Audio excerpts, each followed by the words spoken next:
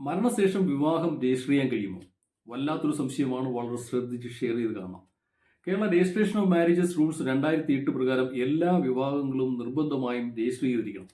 ജാതി ന്യായപ്രകാരവും മതാചാര പ്രകാരവും വിവാഹം കഴിച്ചതിന് ശേഷം വിവാഹം രജിസ്റ്റർ ചെയ്തതിനു മുമ്പ് പങ്കാളികളിൽ ഒരാൾ മരണപ്പെട്ടു പോയിട്ടുണ്ടെങ്കിൽ പിന്തുടർച്ചാവകാശത്തിന് വേണ്ടിയോ പെൻഷൻ ആനുകൂല്യങ്ങൾക്ക് വേണ്ടിയോ മറ്റ് ആവശ്യങ്ങൾക്ക് വേണ്ടിയോ വിവാഹം രജിസ്റ്റർ ചെയ്ത് ലഭിക്കണമെങ്കിൽ വിവാഹ ക്ഷണപത്രികയും വിവാഹ ഫോട്ടോഗ്രാഫുകളും ജാതി മതാചാര പ്രകാരം വിവാഹം കഴിച്ചതിൻ്റെ സർട്ടിഫിക്കറ്റും അടുത്തുള്ള വിവാഹ രജിസ്ട്രാറിന് മുന്നിൽ ഹാജരാക്കി നിങ്ങൾക്ക് വിവാഹം രജിസ്റ്റർ ചെയ്ത് കിട്ടാൻ അപേക്ഷിക്കാവുന്നതാണ്. ഇനി പങ്കാളികൾ രണ്ടുപേരും മരിച്ചു പോയിട്ടുണ്ടെങ്കിലും ചില പ്രത്യേക സാഹചര്യത്തിൽ വിവാഹം രജിസ്റ്റർ ചെയ്ത് ലഭിക്കുന്നതാണ്.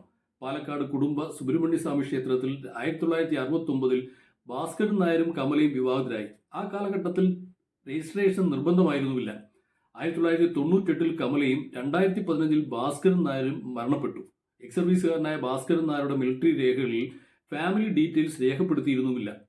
പെൻഷൻ ആനുകൂല്യങ്ങൾക്ക് വേണ്ടി ഏകമകനായ ഗോപകുമാർ നൽകിയ അപേക്ഷയിൽ 2022 53 വർഷങ്ങൾക്ക് ശേഷം മരിച്ചുപോയ അവരുടെ മാതാപിതാക്കളുടെ വിവാഹം രജിസ്റ്റർ ചെയ്ത് ലഭിക്കുകയും ചെയ്തു. ഇനി ഇതെല്ലാം സ്പെഷ്യൽ കേസായി അനുവദിച്ചതാണെന്ന് പറഞ്ഞാൽ ഈക്വാലിറ്റി ബിഫോർ ലോ ക്ലെയിം ചെയ്തുകൊണ്ട് നിങ്ങൾക്ക് കേരള ഹൈക്കോടതിയെ സമീപിക്കാവുന്നതാണ്. ഇതൊരു പുതിയ അറിവാണെങ്കിൽ ഷെയർ ഇറ്റ്.